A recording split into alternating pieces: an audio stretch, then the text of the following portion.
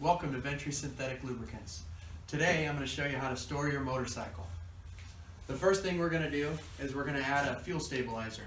This is going to keep your fuel from gumming up and varnishing and breaking down over the winter time. We got about a 4-gallon tank here in the frame, so we're going to add a couple ounces.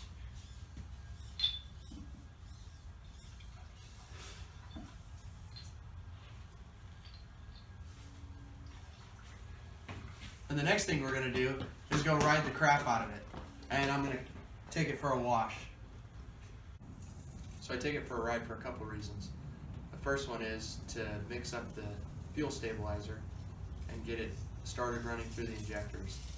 And the other reason is to test everything out. I want to test the lights, the speedo, make sure there's no sensors, no sensor problems, no steering issues, anything like that. The suspension, brakes. And then I note any problems that I have. And then after that, when I get back, I want to wash it and wipe it down, and I'm looking for leaks, problems, anything that might be wrong. I'm just checking it over before I put it away. That way I can get everything, get any parts ordered, get things repaired during the winter season so that I can ride it when it's nice and warm. So the next thing we're going to do is take the air filter out and service it.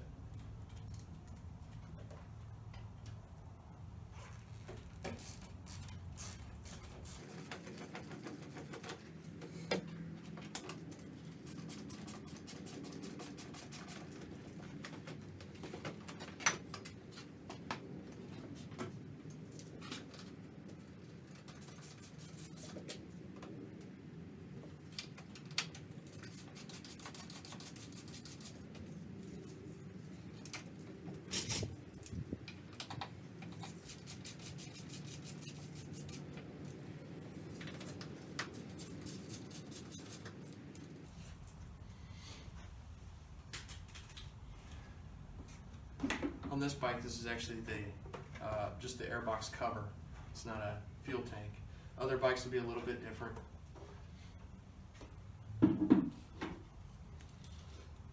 And here we have our air filter.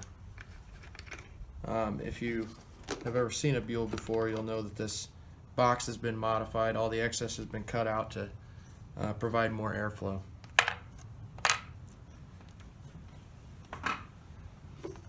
So I always use K&N filters just because it's cheaper. You don't have to replace it all the time. I just have to service it. So I'll show you guys how to service it. So the first thing we've got to do is use the degreaser and clean all the old oil off the filter. The way this works is they coat their filters with this oil, and then that oil attracts all the dust and dirt and holds it so that it doesn't go through the filter and into the engine, and then that's what makes it washable, because this is cloth as opposed to a paper filter. So I'm going to take this in and rinse it out. So once the filter's dry, we're going to coat it with the air filter oil. Just a light mist over it. And like I said, this is going to catch up all the contaminants. And then I'll let that dry and put it back in before I store it. I'll put a link in the description for the K&N filter and the recharge kits. I think it's a better option. It's cheaper. It's supposed to be better airflow, so better fuel mileage and more power, but I just think it's cheaper. Now I'm going to unhook the battery. You want to unhook the battery because it does draw. There's things like, I'm sure the clock or whatever will drain your battery over the winter. Anybody that has a bike knows that it will kill your battery. So I use these Shorai batteries. I have been for a while now. I think this is my 4th bike with one of them. They are awesome. I got this bike in October of 2015. The battery says, the stock battery said July of 2012, so not even 3 years old, and the battery was just junk. It would not hold a charge. These batteries, I had one in my Gixxer for about, I'd say, 4 years, and it still worked just fine. As long as I unhooked it, it was great. Put it in, it held the charge all winter. And the cool thing about them, they're lithium iron. This battery only weighs 3 pounds. My stock battery weighed 12 pounds. So I recommend them. I guess they're a little bit pricey, but well worth it. The stock Harley battery, same price, or maybe even a little bit more, junk. You're more than welcome to try the Walmart Power Sport batteries that are like $35, but I assure you, you will replace it every year. So about the longest I've ever used one of these was 4 years, but it was still working just fine. These things are great. I'll put a link in the description. I definitely recommend them, and it's really cool that the weight savings thing, if you're into that. When I put it into my Gixxer, that was the actual reason. I was trying to make the bike as lightweight as I could. I had titanium exhaust and stuff like that, so that weight savings is pretty huge, 9 pounds on a motorcycle. So check them out. Then I'm just going to put a little bit of heavy duty metal protector on the terminals. I do this because it just to keep them from corroding. Then when I go to hook them back up, they'll have a good connection. So it's a good idea. I do it again when I hook them back up. I clean them off so that the grease doesn't inhibit the connection to hook it back up. And then once it's hooked up, I put a little grease on top of them. I do it on all my battery terminals, and then I don't have any problems with corrosion and stuff like that.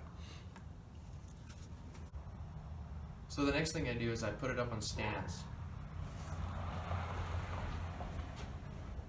The reason you want to put them on stands is it gets the tires off the ground. You could potentially get flat spots in them, and it unloads the suspension, so you don't get premature wear and stuff like that.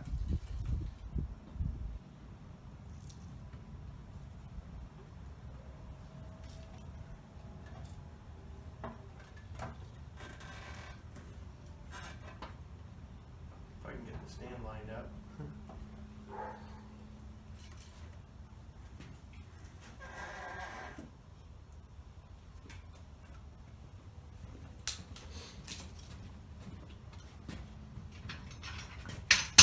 For this front stand, you've got this pin here. Goes up under here into the triple tree. Comes with a bunch of different pins depending on the size, which size your bike takes. Now I've got my rear stand is a Vortex brand stand. I think I paid about $150 for that from a dealership. It's a nice stand, but I think it costs way too much. This front stand was $60 on Amazon. It's Venom brand. I'll put a link to that. It's definitely cheaper. The wheels are not as quality, and you know, the build just feels a little bit less, but it's does the job for far less money. So check it out. I'll put the link in the description. So next I want to check my drive belt.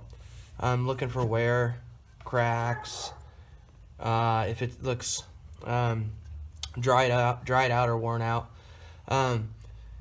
If the belt's great, it lasts a long time, don't have to adjust it. But if you do have a chain, all my old bikes had chains, you can use the heavy duty metal protector. It works great. AMSOIL also makes a chain lube.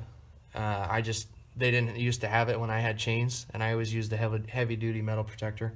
But you want to clean them, either whether it's a chain or a belt. Get any debris out of there, because as it goes through the sprocket, it'll cause wear on the belt, chain, and sprocket. So make sure you clean it, and then if it's a chain, re-lube it. It's very important, especially since we just washed it. The belt, very minimal maintenance. I just check it over, make sure that it looks good. It doesn't have excessive slack, like it's stretched out or worn out or anything. Okay, so this is when I would normally lube and adjust the tension on my clutch cable and throttle cable, but that would make this video get way too long. So if that's something you guys are interested in, let me know in the comments below. We'll make a video just about that. So the last thing we want to do is cover the motorcycle. We don't want the dust and everything landing on it, and then when you go to wipe it off, if you don't do it right, you'll cause scratches and swirls, and it's just a hassle. This way I uncover it and it's ready to go. Also, I do a lot of welding and grinding and stuff in my garage, and I don't want that stuff. The arc flash can bleach the paint, and metal shavings are really bad for paint. So it's just better to put a cover on it, store it away, and then it's ready to go in the springtime. So let me know, is there something else that you guys do to store your motorcycles? This has always worked for me. When come springtime, when I'm ready to ride, it's ready to go. So like, comment, and subscribe, and we'll see you next time.